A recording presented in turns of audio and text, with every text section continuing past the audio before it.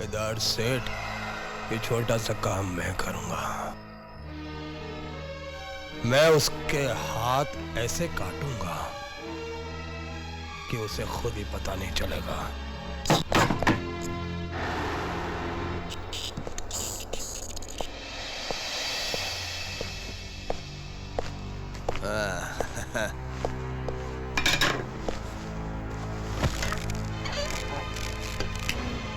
इत्तेफाक से महेश नाथ की मौत की छानबीन मेरे हिस्से में आई है। वैसे सारा शहर जानता कि यह मौत एक्सीडेंट के साथ हुई, लेकिन मैं जानता हूं कि यह केस एक्सीडेंट का नहीं है, यह केस खून का है। दाद देता हूं तेरे दिमाग की, कितनी खूबसूरती से काम कर डाला और अपना गिरबान में बचा लिया। अभी तो शुरुआत की है। महेश तो मेरा पहला शिकार था। मतलब दूसरा, फिर तीसरा और अब चौथा शिकार भी बाकी है। इतनी बड़ी खबर सुनाई और तुमने मरने वालों का नाम तक नहीं पूछा। क्या नाम है? मेरा दूसरा शिकार है नानूबाई छाते वाला, तीसरा केदारनाथ, और चौथा खून भी होगा। और उसका सबूत मैं तुम्हारे पास छोड़ जाऊंगा इंस्पेक्टर दुबे। मेरे पास? हाँ, तुम्हारे पास। मगर तुम्हें अफसोस होगा कि तुम किसी को कुछ बता नहीं पाओगे। क्यों? क्योंकि लाश बोला नहीं करती। और एक बात सुन लो, अगर तुम्हें आवाज टेप करने का इतना ही शौक है तो माइक्रोफोन को ऐसी जगह मत रखो जहां किसी बच्चे की भी नजर पड़ जाए।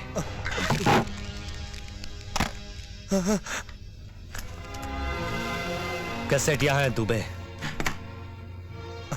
ये मत भूलो दुबे कि पुलिस फोर्स की ट्रेनिंग मैंने भी ली है। सुनो संजू, तुमने ये कहावत तो सुनी होगी कि सियाना कौवा हमेशा गंदगी पे ही हकता है। तुमने अपने मुंह से एक पुलिस ऑफिसर के सामने पुलिस स्टेशन के अंदर अपने जुर्म का इकरार किया है, और जब एक जिम्मेदार पुलिस ऑफिसर अदालत में ये सब कुछ कहेगा, फिर किसी और सबूत की जरूरत नहीं पड़ेगी।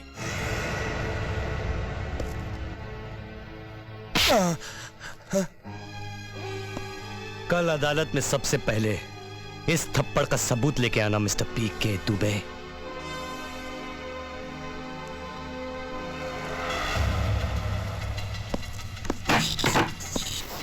भांड का सांड थप्पड़ मार गया।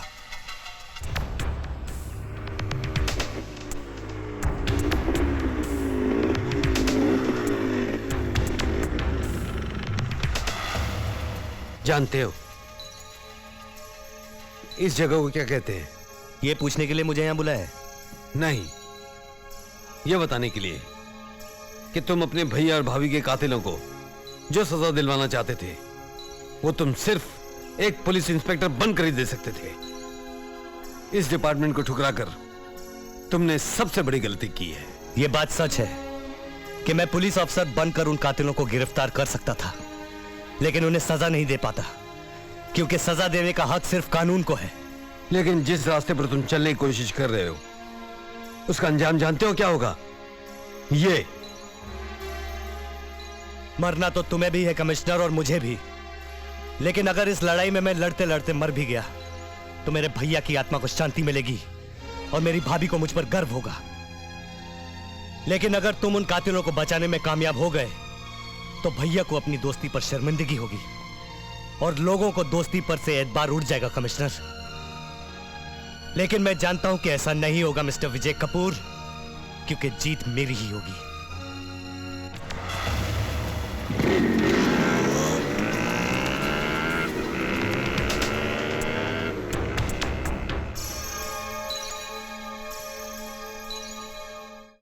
हेलो,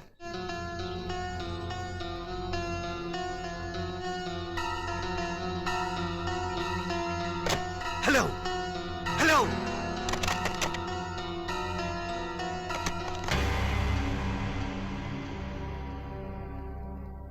जेनी, मुझे यहाँ बुलाने का मकसद समझा दीजिए। जानती हो महेश नाथ की मौत का जिम्मेदार कौन है? ये सवाल है या कानून की गिरगिट का कोई नया रंग? तुमने भी अपने पति की तरह अपनी आंखों पर अंधेरे का चश्मा चढ़ा रखा है। कल संजू पुलिस स्टेशन में आकर सबके सामने इंस्पेक्टर दुबे को मौत की धमकी देकर गया है। कहीं इत्तेफाक से वो इंस्पेक्टर अपनी मौत मर गया तो सारा इल्जाम संजू पर आ जाएगा। अपने पति की जिंदगी चाहती हो तो उसके रास्ते की दीवार बन जाओ, वरना सारी जिंदगी अपने सिंदूर के लिए पछताती रह जाओगी।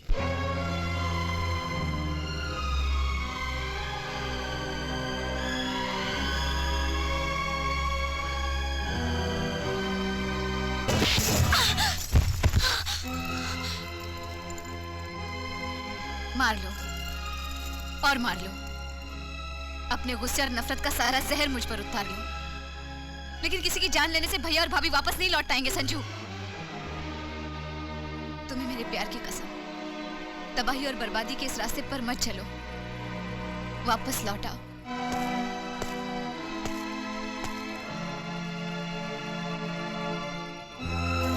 ये क्या पागलपन है? अगर कोई तुम्हारी इज्जत लूटे तो? तुम होश में तो हो? मेरे सवाल का जवाब दो जेनी। अगर कोई तुम्हारा बलात्कार करे तो तुम क्या करोगी? ऐसा कभी नहीं हो सकता। अगर ऐसा हुआ तो मैं उसकी जान ले लूंगी। अगर ना ले सकी तो मैं अपनी जान दे दूंगी। इसीलिए भाभी ने अपनी जान दे दी और अब जान लेने का काम मैं करूंगा।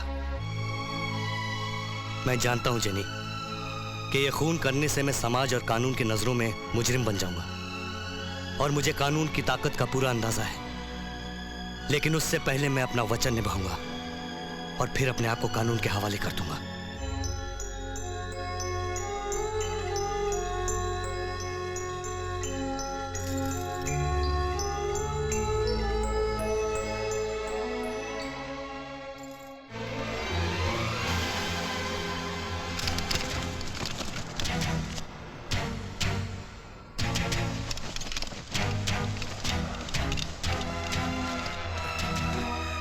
Nice, very nice. Hi. How are you? Oh God.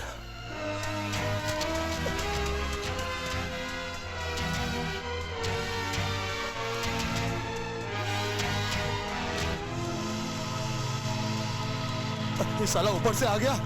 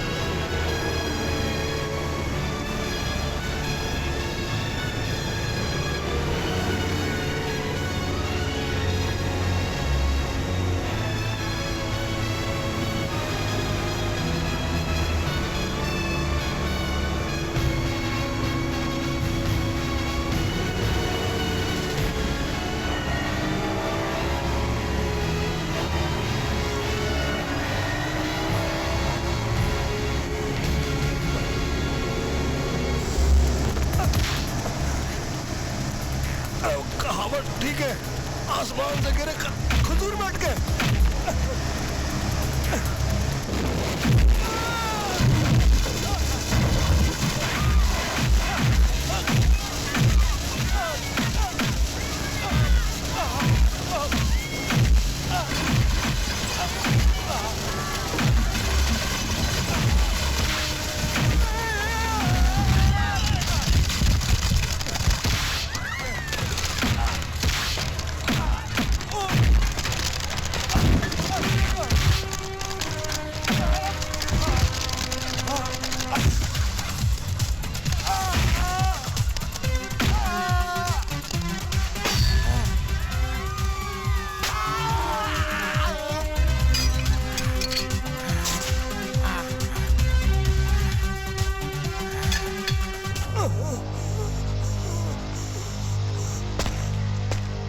आपने वो कहावत सुनी होगी, कुत्ते की मौत ये है बकरे की मौत।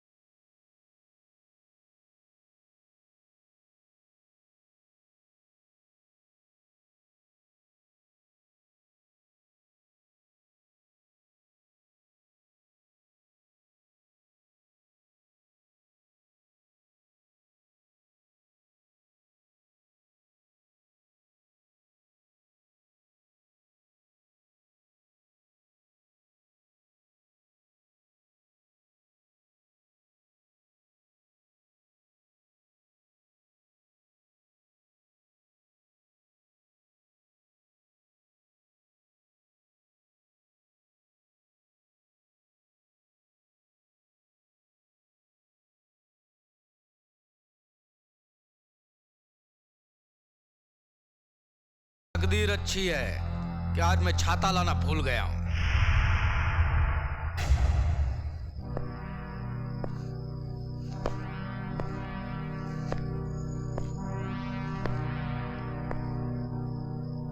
ये शौक भी पूरा करने का मौका मैं तुझे दूंगा नानू।